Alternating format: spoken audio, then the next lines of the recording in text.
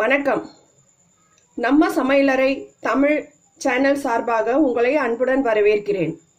அனைவருக்கும் இனிய தமிழ் புத்தாண்டு நல்வாழ்த்துக்கள். இன்னைக்கு தான் புதுசா சேனல் ஓபன் பண்ணியிருக்கோம். உங்களோட அன்பும் ஆதரவும் எங்க சேனலுக்கு கொடுங்க. உங்க ஃப்ரெண்ட்ஸ் அண்ட் ரிலேட்டிவ்ஸ்க்கு ஷேர் பண்ணுங்க. இன்னைக்கு முதலா ஒரு புதிய ஸ்வீட் ரெசிபியோட ஸ்டார்ட் பண்ணியிருக்கோம். செஞ்சு பாருங்க. வாங்க இன்னைக்கு நம்ம சமையலறையில ரவா போலி எப்படி செய்யறதுன்னு பார்க்கலாம். நார்மலா எல்லாரும் பருப்பு போலி, தேங்காய் போலி செய்வாங்க.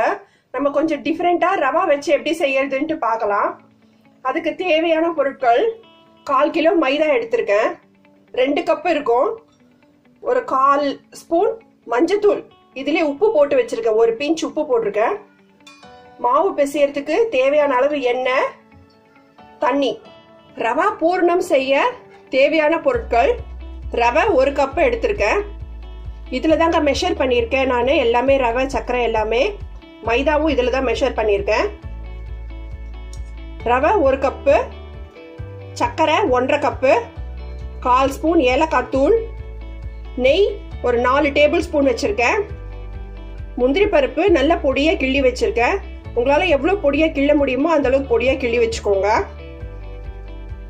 பால் 2 டம்ளர், தண்ணி 1 டம்ளர் சேர்த்து 3 டம்ளரா இதுல வச்சிருக்கேன்.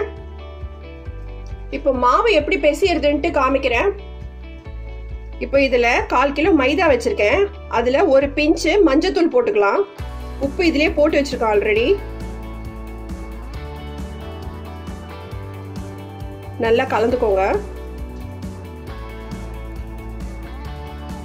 தண்ணி விட்டு நல்லா பிசைஞ்சுக்கோங்க. ரொம்ப கட்டியாவும் இருக்கக்கூடாது, ரொம்ப பிசு பிசுன்னும் இருக்கக்கூடாது.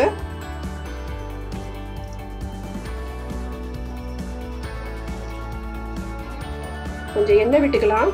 வெறும் தண்ணி ஊத்துறீங்கன்னா பிசு பிசுன்னு ஆயிடும். கூட கொஞ்சம் நடுப்புற எண்ணெயும் சேர்த்துக்கோங்க. இந்த மாதிரி ரப்பரியா வரணும் மாவு. ஒரு 4 டேபிள் ஸ்பூன் எண்ணெய் இருக்குன்னு வச்சுக்கோங்களேன், அந்த அளவுக்கு நான் இதுல மாவுல சேர்க்கிறேன். பாருங்க, மாவு இப்படி இருக்கணும். ஒரு மாதிரி இப்படி இப்படி இழுத்த இப்படி இதுவா வரா மாதிரி இருக்கணும், ரப்பரியா வரா மாதிரி இருக்கணும். இப்போ கொஞ்சம் பிசு பிசுன்னு இருக்குன்னு பார்க்காதீங்க, ஊறுச்சுன்னா நல்ல கன்சிஸ்டன்சிக்கு வந்துடும். எவ்வளோக்கு எவ்வளோ மாவு நல்லா ஊறுதோ அந்த அளவுக்கு நல்லா வரும். பாருங்க, இப்போ கையில் ஒட்டலை. இந்த மாதிரி ஸ்டேஜில் இப்படி வரணும். நல்ல மாவு நல்லா 3 மணி நேரம் 4 மணி நேரம் நல்லா ஊறட்டும். நம்ம ஊற வச்சிடலாம் 3 மணி நேரம். நல்லா ஊறினக்கப்புறம் பார்க்கலாம். வாங்க இப்போ எப்படி ரவா பூர்ணம் பண்ணுறதுன்னு பார்க்கலாம். ஒரு 5 டேபிள் ஸ்பூன் நெய் ஊற்றிக்கிறேன். 1 கப் ரவா போட்டுக்கலாம். இதில் முன்னாடி முந்திரி பருப்பு ஃப்ரை பண்ணி எடுக்கணும்னு அவசியம் இல்லை, இதுலயே போட்டுடலாம். ரவையோட பச்சை வாசனை போற வரைக்கும் நல்லா ஃப்ரை பண்ணிக்கோங்க. ரவை நல்லா செவந்துடுச்சுங்க. இப்போ பால் ஊற்றிடலாம். நம்ம 1 கப் ரவை எடுத்திருக்கேன். இப்போ பால் சேர்த்துடலாம். 2 கப்பு பால், 1 கப்பு தண்ணி சேர்த்து இதில் மிக்ஸ் பண்ணி வச்சிருக்கேன். வெறும் பாலா சேர்த்தா திகட்டும், அதனால 1 கப்பு தண்ணி இதில் மிக்ஸ் பண்ணியிருக்கேன். இப்போ ரவையில் ஊற்றிடலாம்.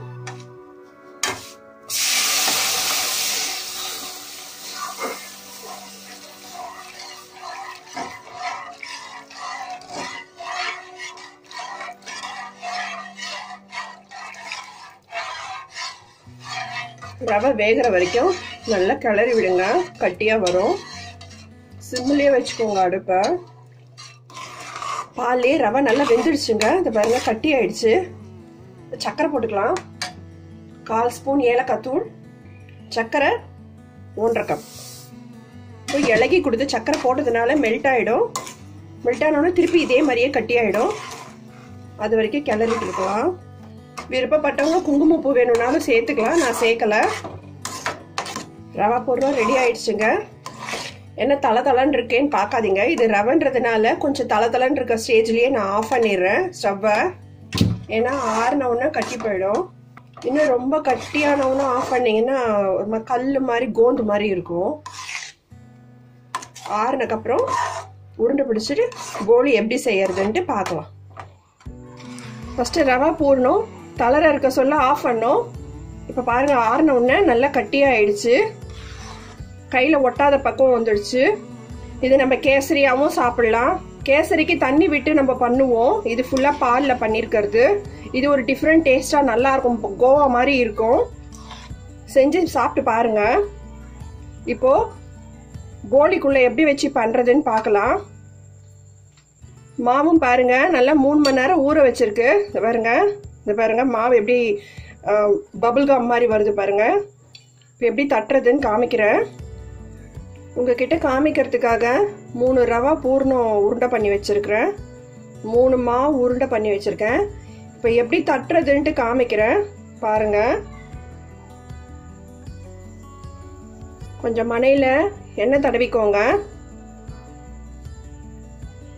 கையிலேயே நல்லா எக்ஸ்பேண்ட் ஆகுது மாவு. ஒரு பூர்ண உருண்டை வச்சுக்கலாம்.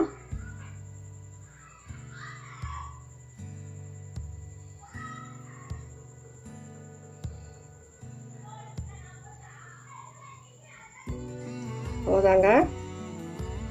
டஸ்டிங்க்கு ஏதாவது ஒரு மாவு தொட்டுக்கோங்க, மைதா மாவோ கோதுமை மாவோ ஏதாவது ஒரு மாவு நல்லா தொட்டுக்கோங்க.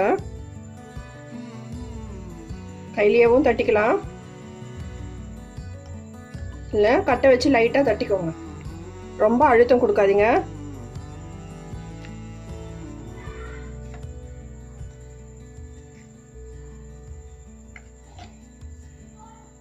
தவா போட்டுடலாம். தவா காஞ்சிடுச்சுங்க. எண்ணெயும் நெய்யும் மிக்ஸ் பண்ணி வச்சிருக்கேன். வெறும் நெய்யா இருந்தால் திகட்டும், அதனால எண்ணெயும் கூட கலந்து வச்சிருக்கேன். கொஞ்சம் தவால கிரீஸ் பண்ணிக்கலாம். ரொம்ப ஹைல வச்சுக்காதீங்க,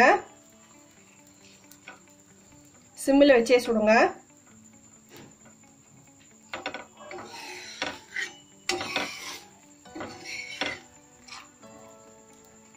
இப்போ எண்ணெயும் கலந்தது ஊற்றிக்கலாம்.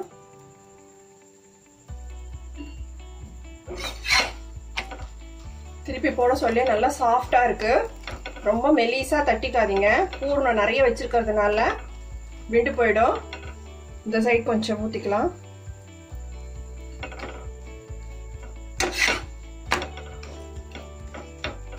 மாவு கொஞ்சமா வச்சிருக்கேன், பூர்ணம் நிறைய வச்சிருக்கேன். ஃபுல்லா எட்ஜ் வரைக்கும் இருக்கு பூர்ணம். 6 நாளும் சாஃப்டா இருக்கும் உங்களுக்கு.